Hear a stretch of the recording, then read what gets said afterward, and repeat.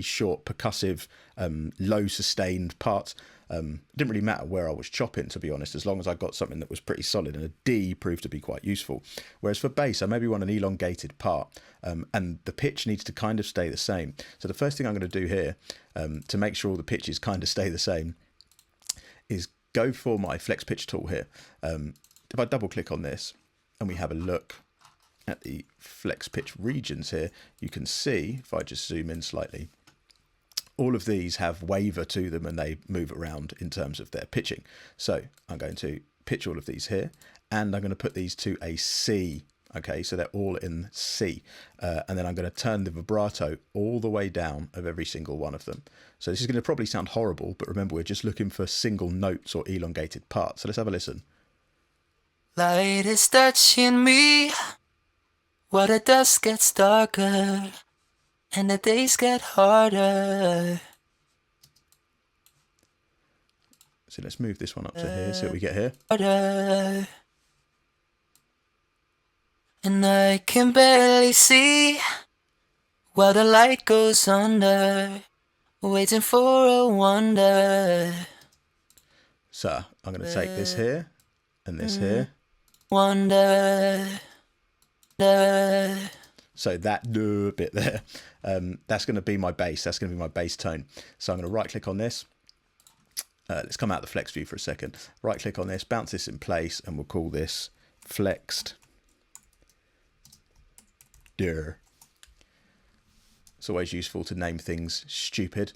So let's turn the flex off here. So make sure there's no flex on. So this is just the original. It's untouched. It's just got flex there if I need to go back to it. So let's mute this. Let's have a listen to this part. Waiting for a wonder. So der is the part we wanted. We're going to move this to here. So stretch it out to maybe 2 bars. Don't mind that. Chop it there. So you've got a nice solid, and you hear that waver that we're getting in that. It's a slight waver in pitch, but it's nothing that is, all it's going to do is give me a little bit more texture to my sound. So let's do what we were going to do before. We're going to right click. We're going to bounce this in place. We are going to convert to new sampler track. Same as before, C2, we're going to go up, so it's fine, but we really want to be going down for this bass part. So let's press OK. Let's open up our region here and spread it across the keys. Now, even though I'm just making bass, I can still have this higher up because it may end up making a very nice lead sound. So let's have a listen to this now. Let's play.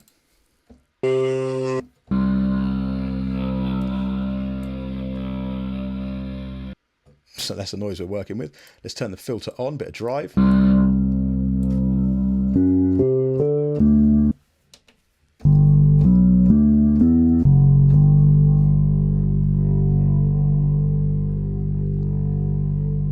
See that extra waver that we're getting from that? Now that really works quite well here. Now it's time for the effects. This is where we're going to make this beef out and sound really bassy. Okay, so the first thing we're going to do is put an EQ on there.